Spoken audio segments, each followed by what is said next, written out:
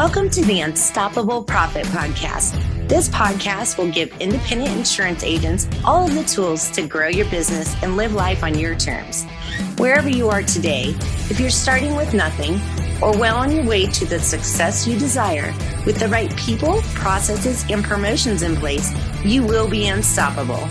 And now I'd like to introduce your host, Mike Stromsoe. Greetings, this is Mike Stromsoe bringing the next episode of the Unstoppable Profit Podcast. I'm excited to bring you this one because this just happened today. And when something new, relevant, and game-changing happens, I bring it to you as quickly as I can because as you know, money and success love speed and money and success never sleep. I was in a room today with entrepreneurs who generate over $1 billion. Yes, $1 billion in annual revenue in their businesses. And we were all together, growing together, becoming more together, learning together how to steer this entrepreneurial ship that we're all on. And one of the questions that came up that I'm going to share with you today, because in the Unstoppable Nation, we talk about wins and lessons, wins and lessons. We want to help you avoid as many lessons as possible to give you even more wins in your entrepreneurial journey. So the question was, what's the biggest mistake that you've made over the past year and a half?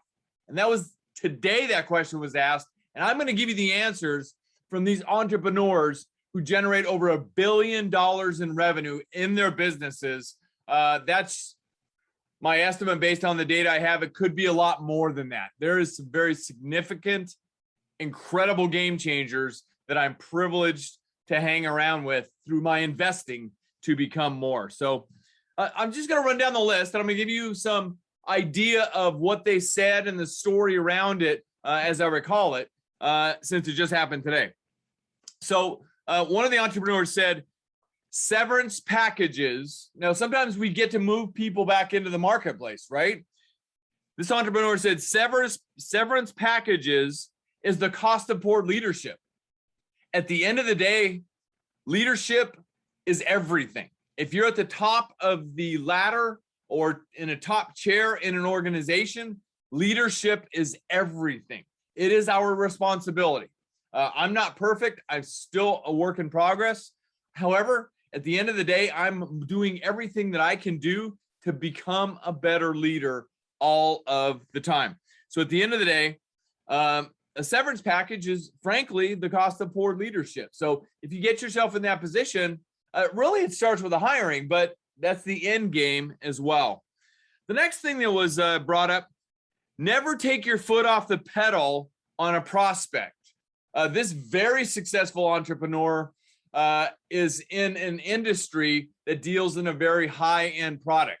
And through hearsay, he heard it from somebody else, not from the prospect themselves, that they weren't in the market to make a purchase. Well, later found out that they weren't, the buyer, the decision maker was in the market to make a purchase, but this entrepreneur went on what somebody else said and crossed the prospect off his list. Lost out on a very significant amount of money. As I recall, $500,000 possibly in that realm because of listening to hearsay and not picking up the phone himself and making the call. My friends, at the end of the day, pick up the phone yourself and make the call, especially if there's a significant amount of money or a key decision on the table. The next entrepreneur hired their sister to come into the business because they were shorthanded. They needed help.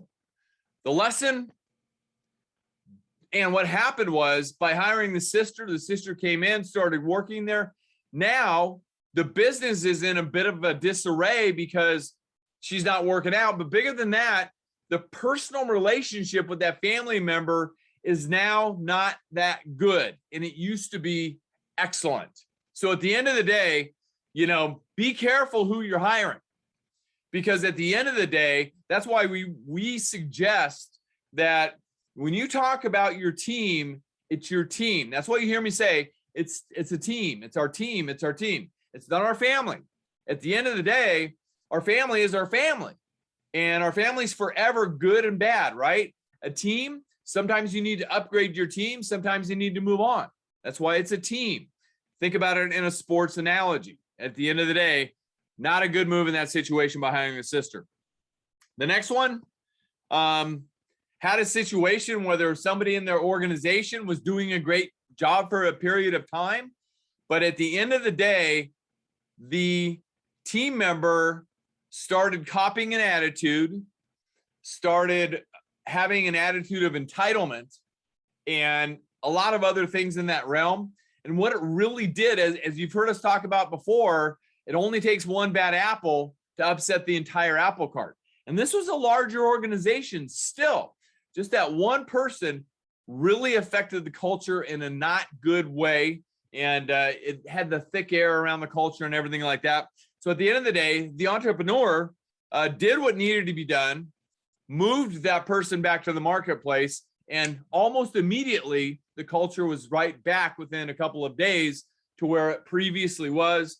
The team members were commenting, "Thank you for doing what needed to be done. We're not sure what happened to that person, but from a business perspective, we wish them the best." So the next entrepreneur was talking about the leadership team, and that one of the people on the leadership team, and this is a larger organization, so they have multiple levels of leadership, and then they have a subculture under the leadership in a department.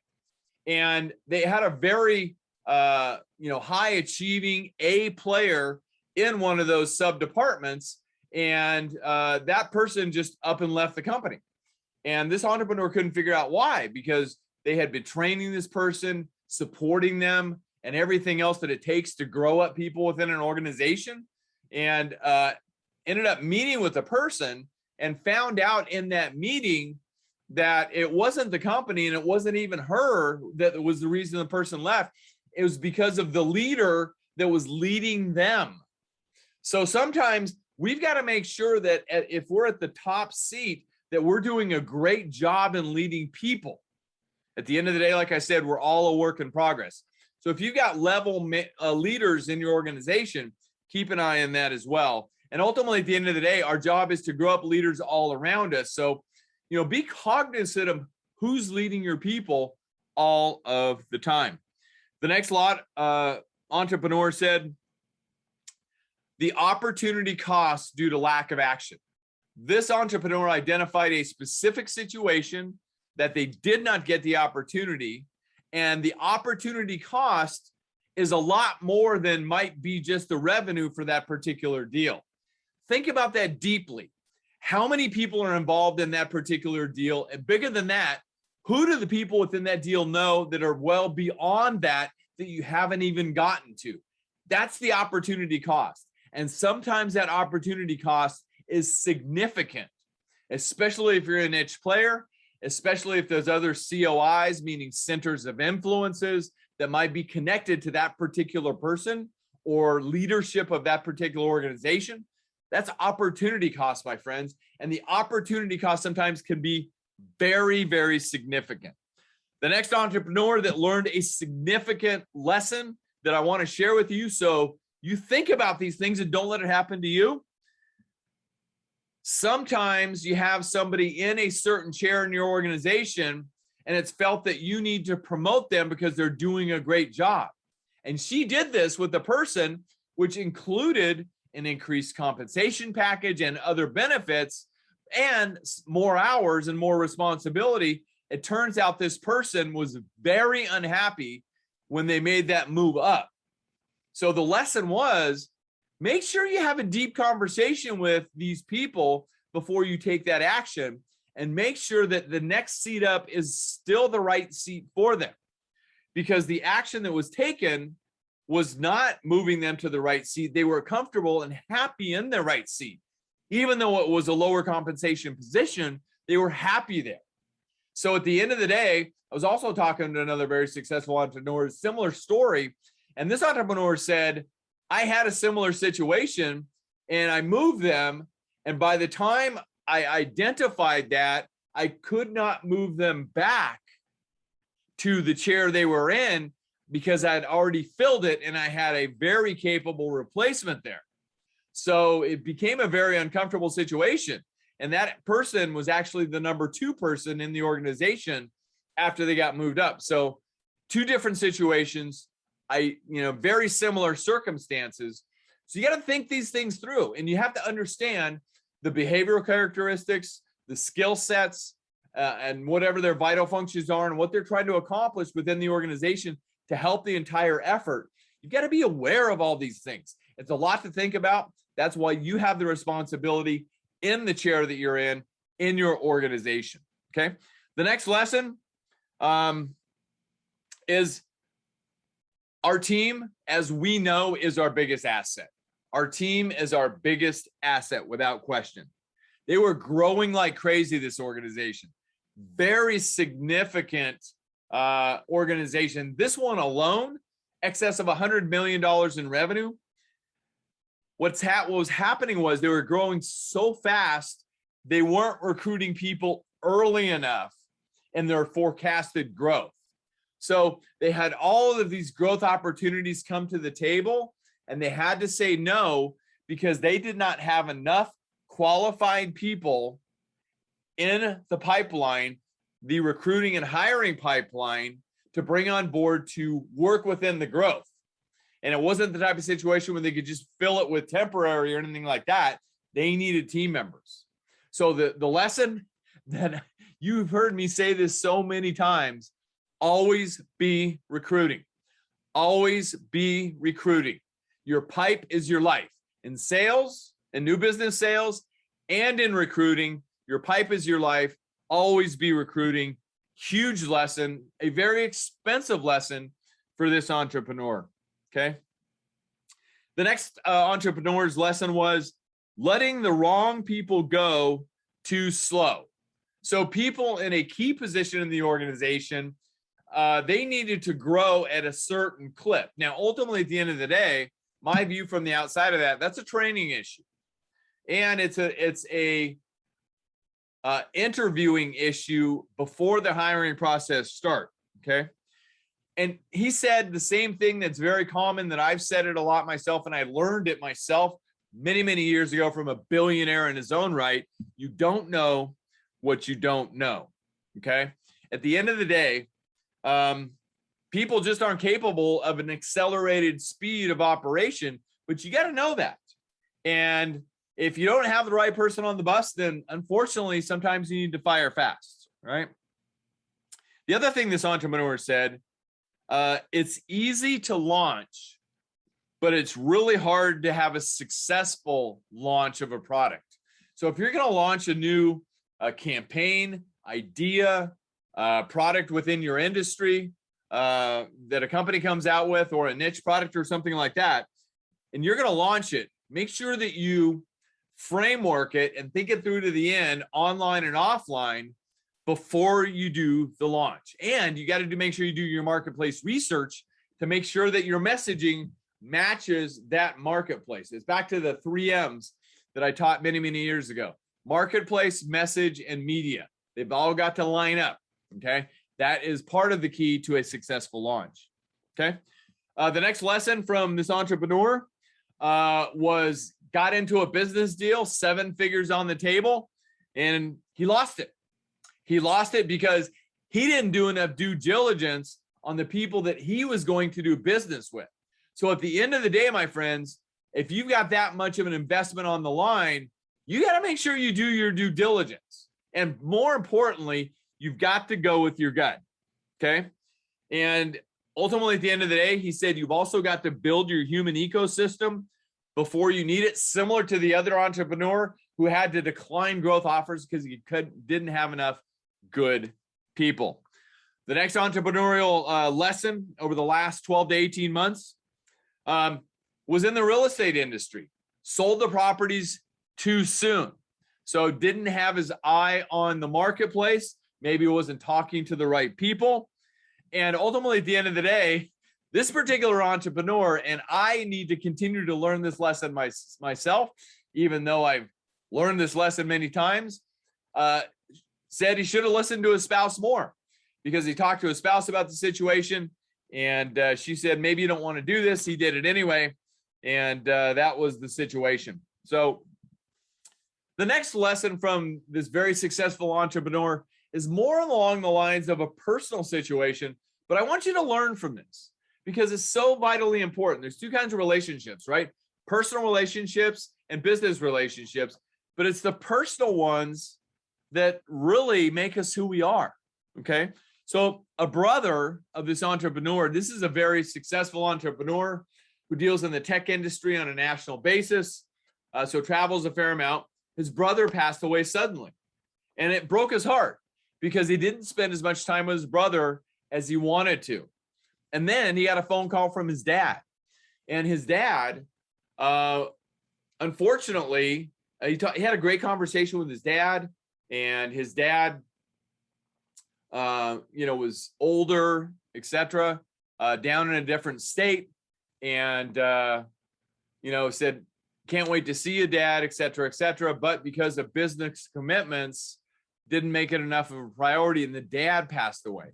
So his brother and his dad lost in pretty close succession because he was consumed by his business, and he missed the opportunity to make the time with both brother and dad.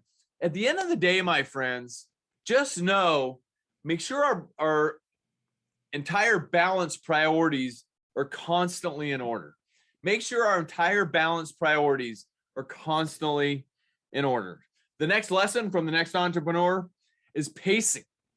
Pacing is a key for not only an endurance athlete, which this guy is, but it's the key to growth in business as well, depending on your business situation, depending on your cash flow, depending on your reserves, depending on your human ecosystem reserves and all of that kind of stuff. So sometimes you need to pace yourself, and it really goes back to planning, right? And because Ben Franklin said, if you're failing to plan, you're planning to fail.